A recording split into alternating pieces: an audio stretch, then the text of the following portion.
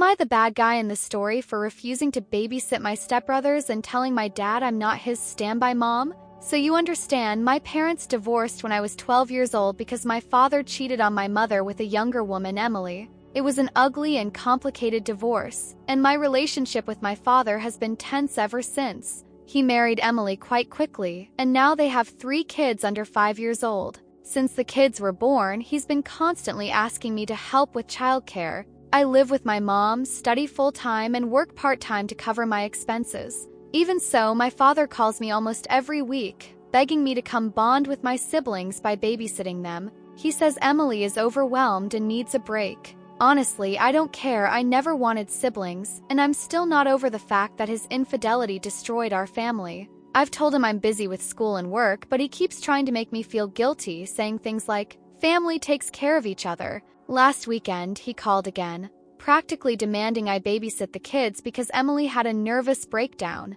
I lost it. I told him, "I'm not your backup mom. You decided to have more kids, and that's not my responsibility." He went silent and then said, "I thought you were more mature than this," before hanging up on me. Now, both he and Emily have been texting me, calling me selfish and saying I'm abandoning my family. Even my grandmother got involved, saying I should help my father in his time of need. But I feel like he's just trying to dump his problems on me because he made bad choices. My mom thinks I did the right thing, but now half my family is mad at me. Not only that, but the messages haven't stopped since that argument. Emily even had the nerve to message me directly on WhatsApp, sending me photos of the kids crying and saying, "Look what you caused by refusing to help us." That just felt like pure manipulation to me.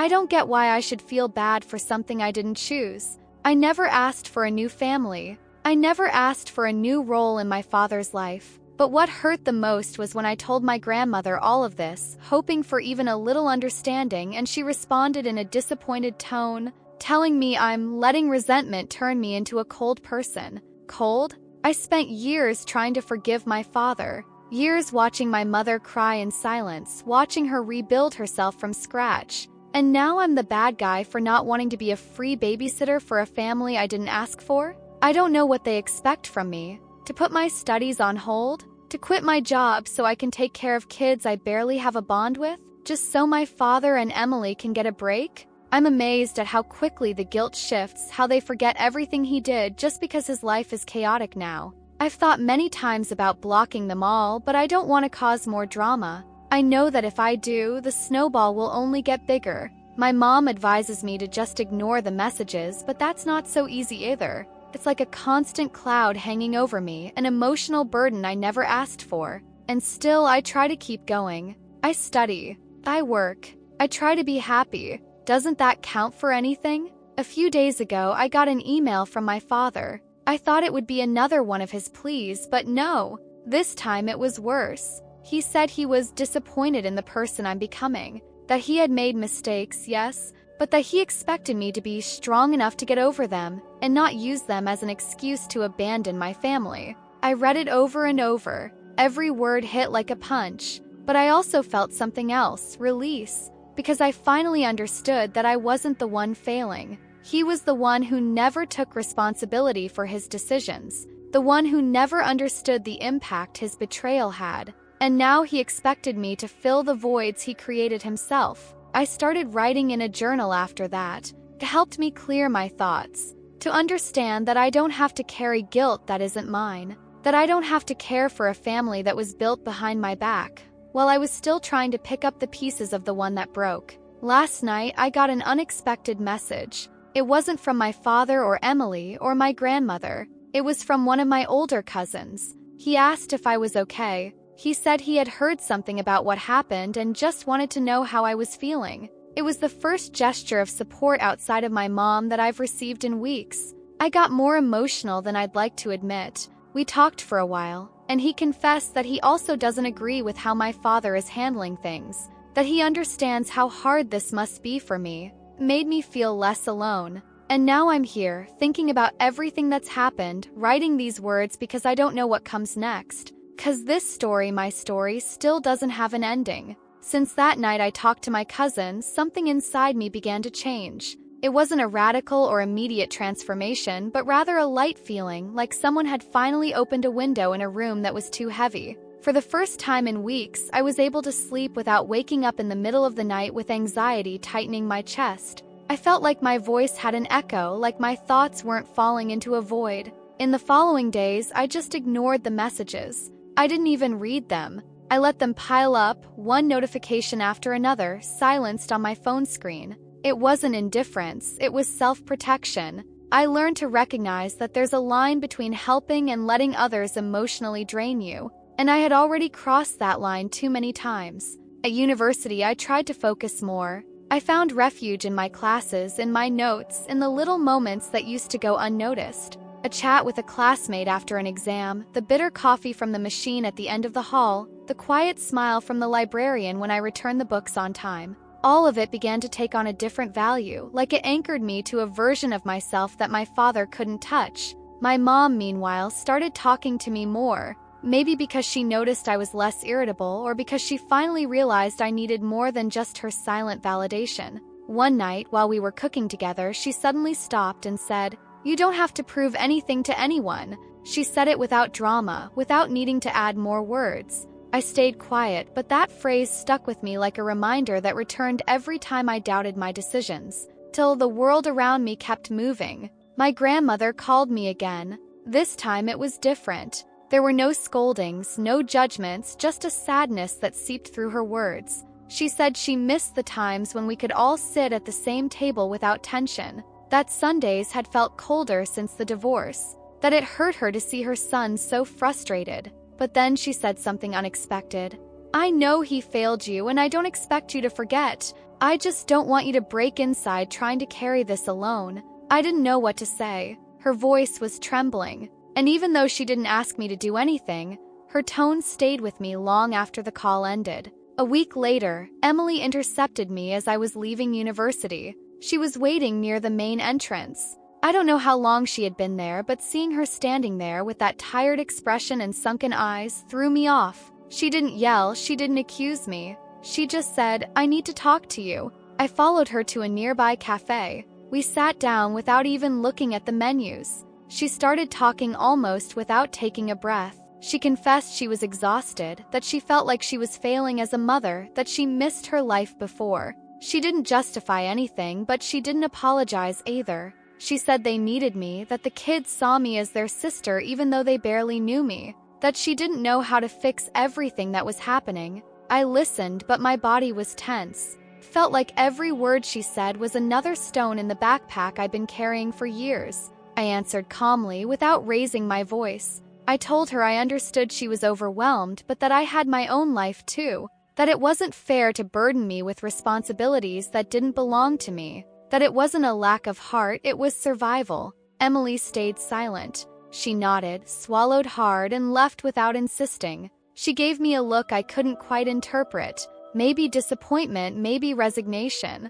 I don't know, but that conversation marked something. Not a reconciliation, but a different kind of break, like we had both accepted we couldn't keep pretending anymore. That same night, my father called again. This time I didn't answer. In fact, I didn't even hesitate. I blocked his number. I felt a sting of guilt, but also a wave of peace. I couldn't keep waiting for him to understand. I couldn't keep letting myself be dragged into a dynamic that only hurt me. The days that followed were strange, quiet in a way. No constant messages, no calls, no family arguments. I started to feel a strange kind of freedom, almost uncomfortable, as if the chaos had backed off but left an echo behind. I didn't know if I should embrace that space or brace for the next storm. One Friday afternoon, as I was walking home, I ran into my aunt, my mom's younger sister. We hadn't spoken in months.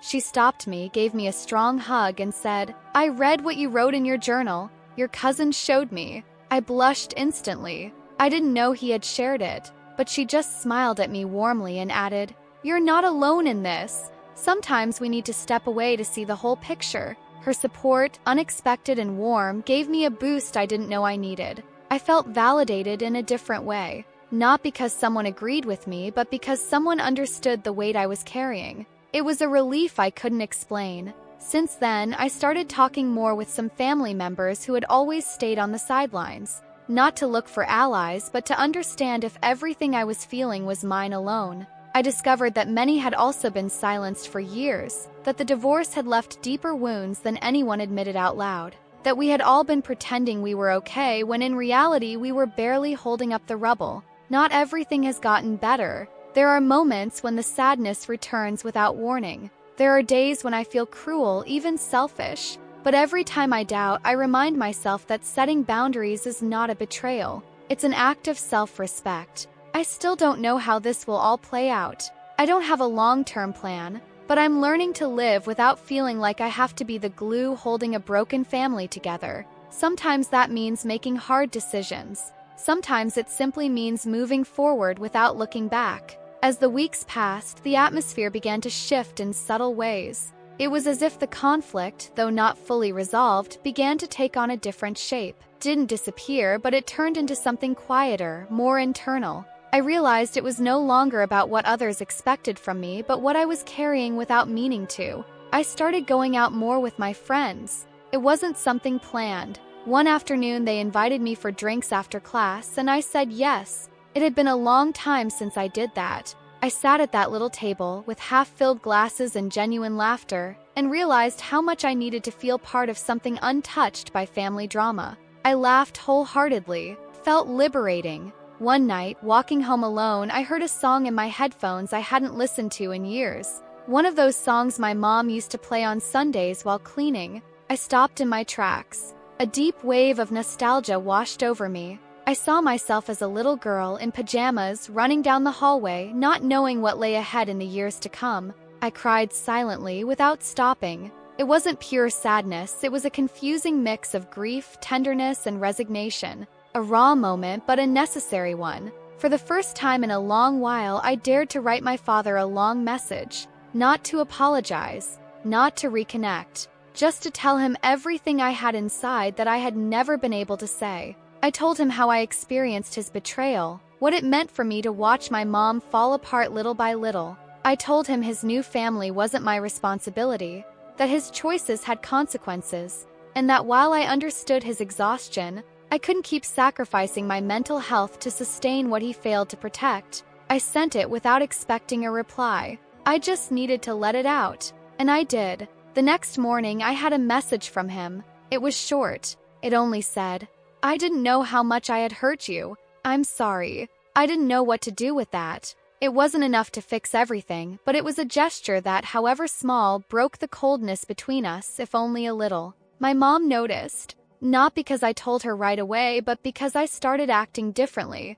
less defensive, calmer. Sometimes she watches me when I'm quiet and then just strokes my hair like she used to when I was little. There's no need to say anything. That kind of comfort doesn't need explanations. On the other hand, my siblings, the little ones, kept growing, oblivious to all this chaos. One day I came across a picture of them on social media. They were dressed up, probably at a kids' party. They were smiling as if the world was simple, as if there were no cracks around them. I felt something I hadn't felt before. It wasn't resentment, it was pity. Not for them, but for myself, for having been forced to view childhood from such a distorted angle. At university, my grades improved. I focused more. I started participating in class, even raising my hand to share my thoughts. I realized that when you stop carrying what isn't yours, you make space to hold what actually matters. Like your projects, your passions, your well-being. One of my professors recommended me for an internship.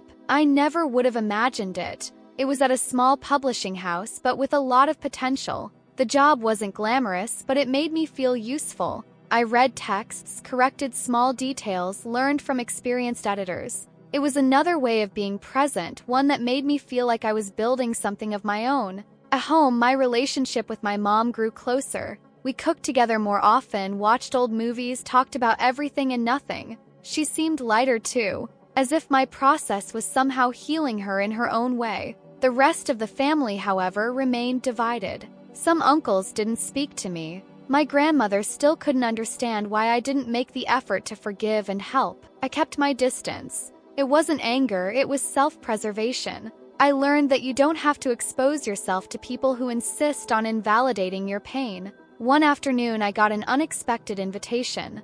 My younger brother's birthday. Emily had written to me, surprisingly cordial, to ask if I wanted to attend. She said she understood if I wasn't ready, but that the kids had been mentioning me. I read it several times. I didn't know what to feel. On one hand, the idea of going made me anxious. On the other, something in me was curious. Was it possible to be present without erasing my boundaries? I asked my mom. She told me to do what felt right, that there wasn't a perfect answer. And she was right. It wasn't about giving in or resisting. It was about choosing consciously. In the end, I decided not to go, but I didn't stay silent. I replied to Emily, thanking her for the invitation, explaining that I was still healing and that I needed more time. She replied respectfully. She said she understood. It was a brief interaction, but free of conflict. And that, in this context, was already a huge step forward. That night, I wrote a sentence in my journal that I still reread today.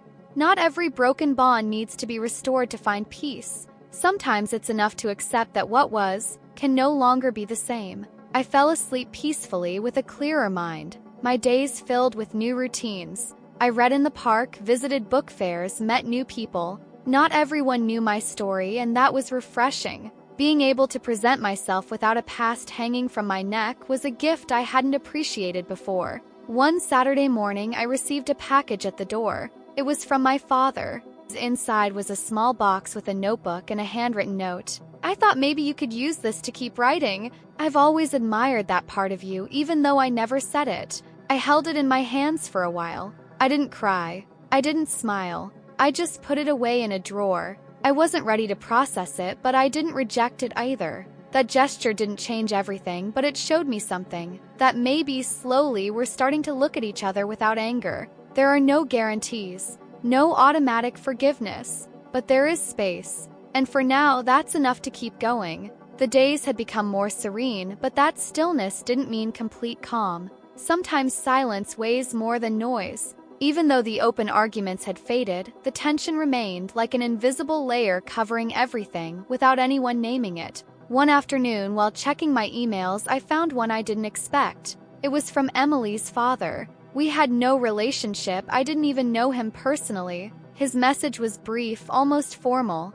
He said he knew things were complicated, but that he valued his daughter deeply and it hurt him to see her so affected by everything that was happening. He asked me in careful words to consider giving the kids a chance, even little by little. I read that email more than once. It didn't upset me. In fact, I was surprised by how differently he approached me. There was no judgment, no pressure. Just genuine concern for his daughter and grandchildren. It was strange to feel more empathy from someone I wasn't even related to than from my own father. I decided not to reply. Not because I was angry, but because I didn't have anything clear to say. That feeling of constantly being stuck between paths I never chose was starting to wear me down more than I wanted to admit. Meanwhile, life around me kept moving. My classes progressed, exams piled up, and my part-time job started giving me more responsibilities. I began to feel useful in a space where no one expected me to sacrifice my well-being. My bosses appreciated me, my coworkers listened to me, and that created a stark contrast with what I experienced at home.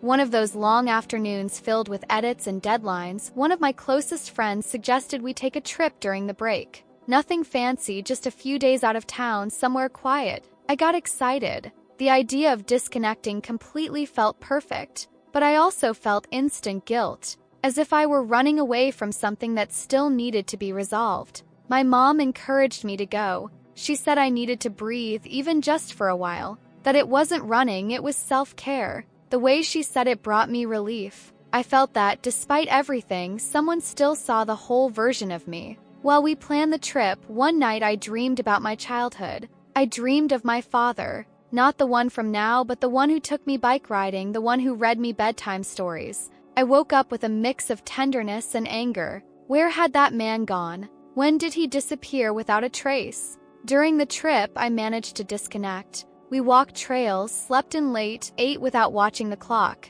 I felt light again. For a few days, I forgot that there were unanswered messages and unhealed wounds. It was a necessary break. But when I got back, reality was waiting. My phone was full of notifications. Nothing urgent, but lots of messages piled up. Among them, one from my grandmother. She said she had organized a family gathering to clear the air and hoped I would come. I didn't know if it was a request or a disguised order. I felt a knot in my stomach. Did it make sense for me to go? Or were they just calling me in to smooth over the conflict without actually understanding it? I spent days thinking it over. I talked to my mom, to my campus therapist, even to my friend from the trip.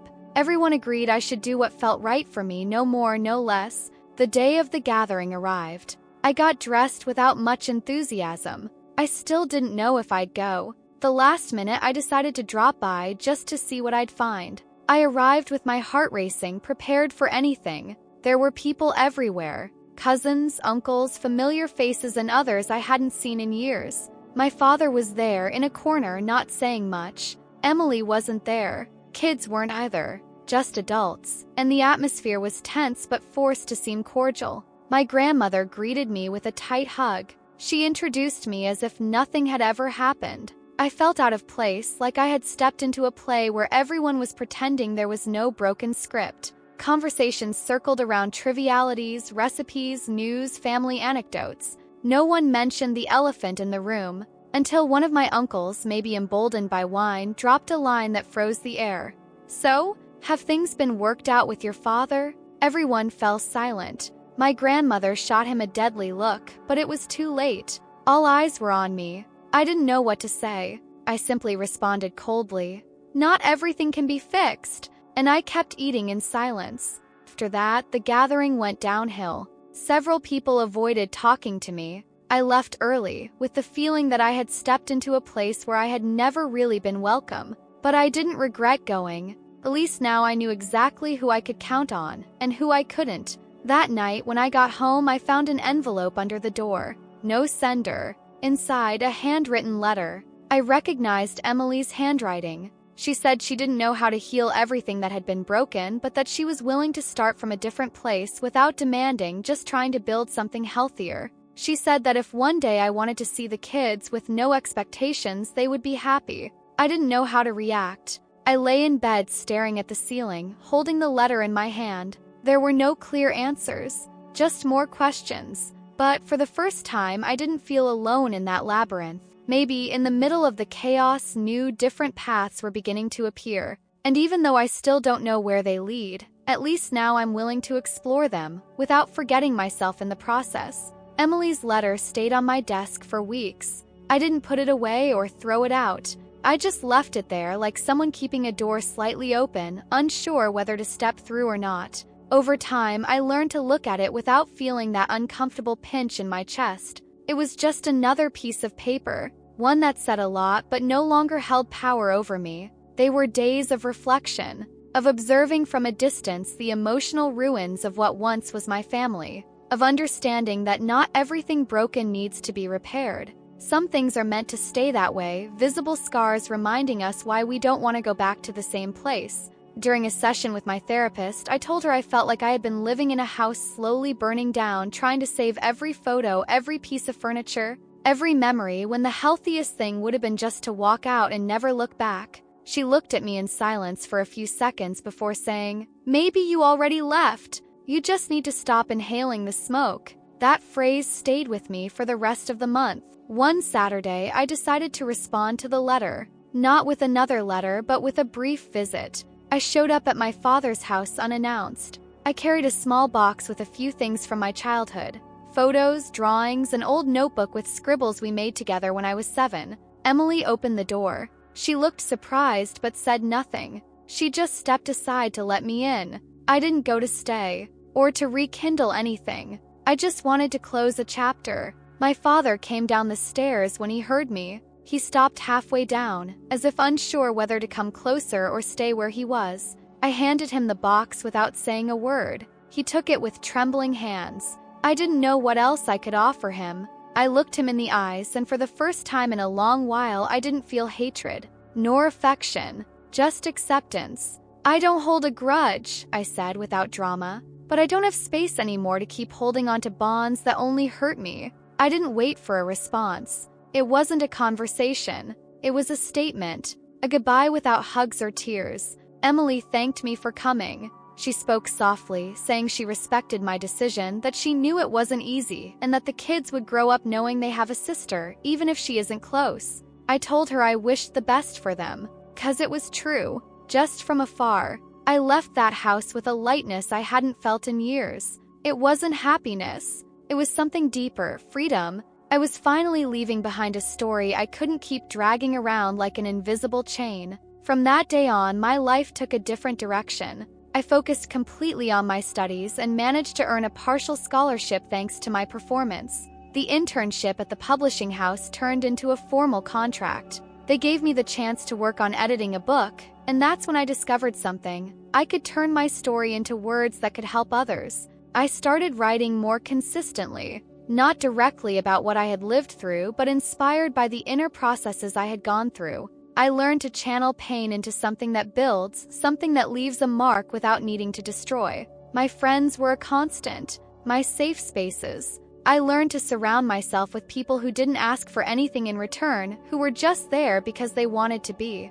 And that, amid everything, was one of the most valuable things I held on to. As time passed, my mother also began to blossom. She enrolled in a course she had always wanted to take. She redecorated the house. She started smiling more often. It was as if we had both been trapped in the same cycle, and by freeing myself, she found a way out too. As for my grandmother and the rest of the relatives who didn't understand my stance, I chose to keep my distance, without resentment. I accepted that not everyone is ready to understand certain decisions, and that doesn't mean you have to sit around waiting to be understood. Months later, I received an email from my father. Short, simple, but honest. He said he respected what I had done, that he finally understood what he had caused, that he deeply regretted the pain he brought. He wasn't asking to start over, just thanking me for the moment I chose to let go. I read it calmly. I didn't reply. It wasn't necessary anymore. Some conversations exist only to be closed in silence.